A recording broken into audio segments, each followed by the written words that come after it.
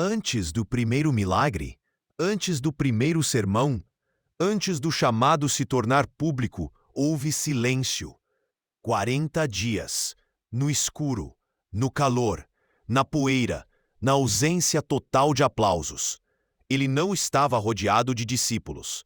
Não havia multidão, não havia luz, apenas pedras, serpentes e a presença invisível de algo antigo. E a pergunta que ecoa até hoje é: por que o Filho do Deus vivo foi levado pelo Espírito ao deserto? Sim, ele foi levado, não pelo diabo, mas por Deus. Isso já muda tudo. Porque nem toda aprovação é obra das trevas. Às vezes é Deus, preparando um trono invisível. O deserto não é o lugar onde Deus te abandona. É onde Ele sussurra. É onde Ele revela o que ninguém mais pode ver. E naquele chão seco de Israel, um confronto cósmico foi marcado.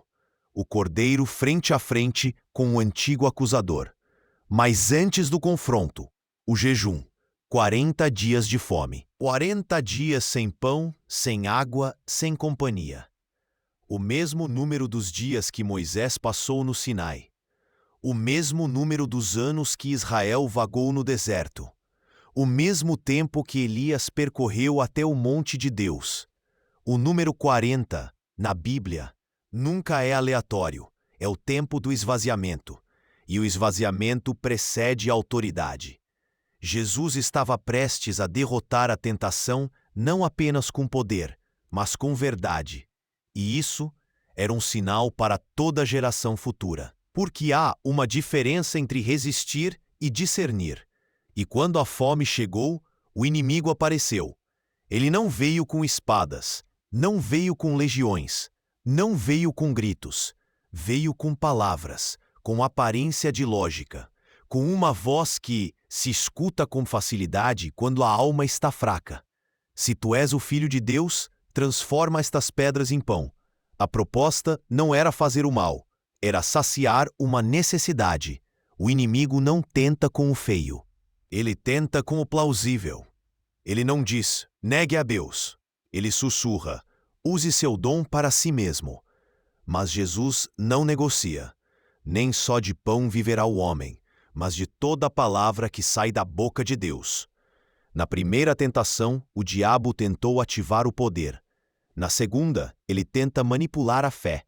O Senhor te dará ordem aos seus anjos. Sim, ele cita o Salmo 91, mas omite, distorce, contamina a promessa, porque o diabo não precisa apagar a Bíblia. Ele só precisa reescrevê-la com intenções tortas. E Jesus responde com firmeza: não tentarás o Senhor teu Deus. Na terceira investida, Satanás revela sua verdadeira fome. Leva Jesus a um alto monte, mostra todos os reinos do mundo e oferece glória. Mas há uma condição: prostra-te diante de mim. O tentador revela sua teologia: quer adoração sem cruz, quer pacto sem dor, quer glória sem sangue. E é aqui que o Filho do Homem ergue a espada final. Retira-te, Satanás, porque só ao Senhor se deve adorar. E naquele instante, os céus se moveram, o inimigo fugiu, e anjos desceram para servi-lo. Mas entenda, tudo isso aconteceu antes do ministério público começar, antes de Pedro largar as redes, antes da água virar vinho, antes dos olhos cegos se abrirem. Ou seja, não existe autoridade legítima sem deserto. E não há deserto verdadeiro sem tentação. E não há tentação sem a presença de um propósito maior. O deserto é o local do encontro com o invisível. É o lugar onde os impostores caem e os verdadeiros são forjados. E é aqui que precisamos falar de algo oculto nas Escrituras. O mesmo Espírito que unge é o que conduz ao deserto. Ele não leva para o palco, ele leva para a cruz.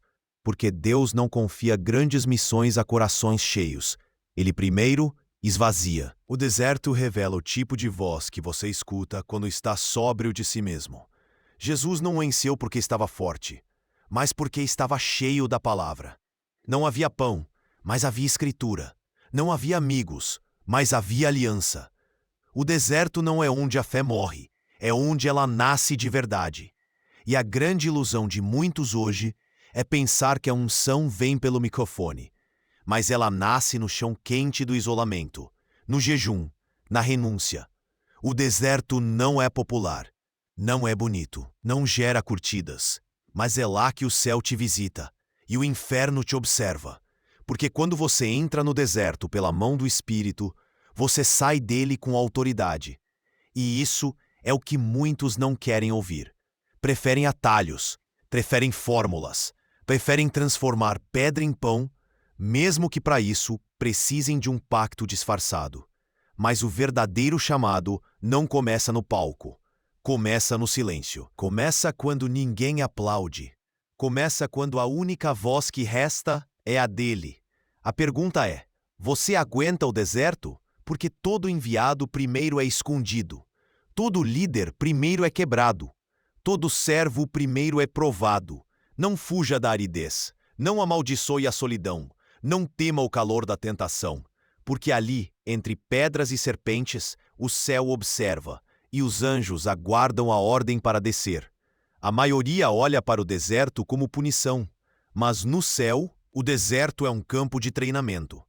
Ali não há distrações. Ali a alma fala. Ali as máscaras caem. Foi no deserto que João Batista preparou o caminho.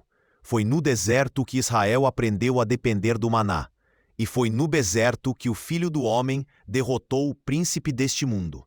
Sem testemunhas, sem câmeras, sem louvor humano. Isso revela um princípio espiritual oculto, quase esquecido. A autoridade verdadeira não se conquista diante dos homens, mas diante de Deus. Antes da manifestação pública, vem a obediência silenciosa. Antes da palavra que move multidões, vem a palavra que cala o coração. Antes do poder sobre os demônios, vem o domínio sobre o próprio ventre. O deserto não é apenas geográfico, é espiritual. E ele está presente hoje, nas almas que são chamadas, mas ainda não vistas. Nos bastidores da guerra invisível, há homens e mulheres sendo testados, não com holofotes, mas com silêncio. E talvez você esteja entre eles. Talvez sua alma esteja gritando por direção. Talvez você pense que está esquecido. Mas e se o seu deserto não for rejeição, e sim consagração? E se o que você chama de atraso for, na verdade, um alinhamento? Porque Jesus poderia ter ido direto ao trono, mas ele escolheu a trilha da cruz. Ele não evitou a solidão. Ele não fugiu do jejum.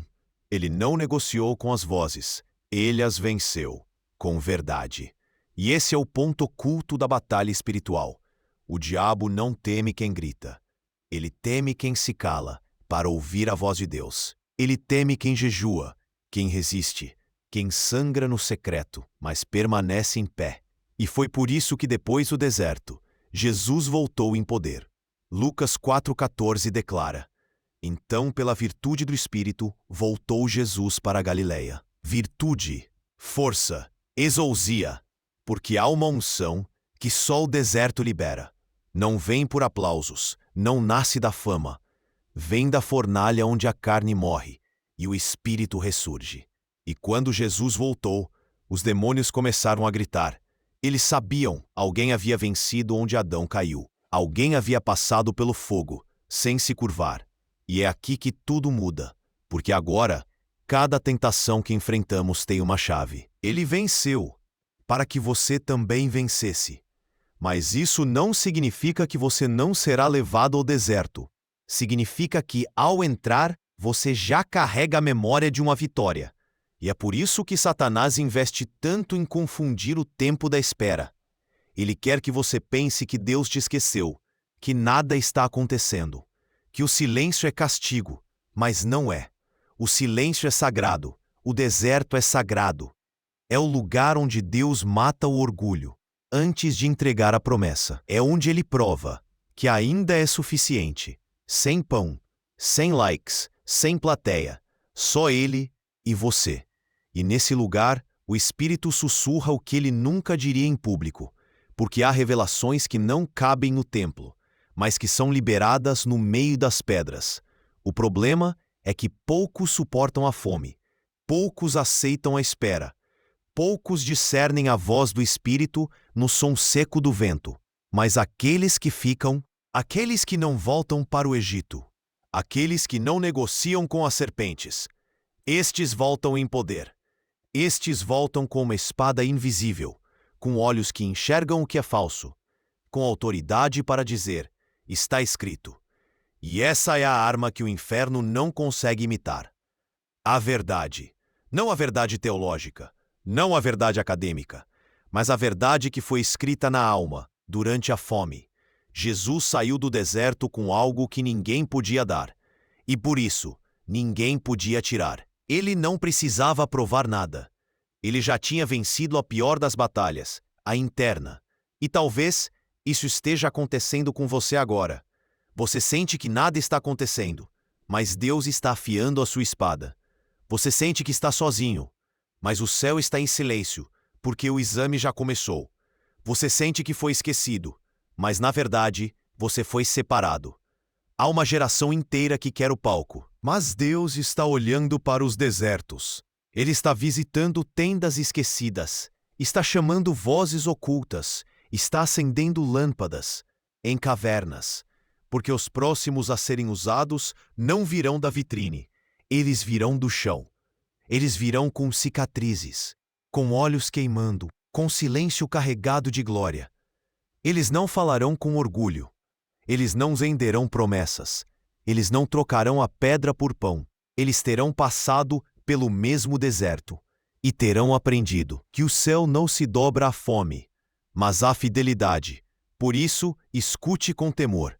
Se o Espírito está te levando a um tempo de silêncio, não resista. Se o maná parou, se os amigos sumiram, se as portas se fecharam, talvez você tenha sido conduzido ao deserto, não como punição, mas como consagração, não para ser esquecido, mas para ser refinado.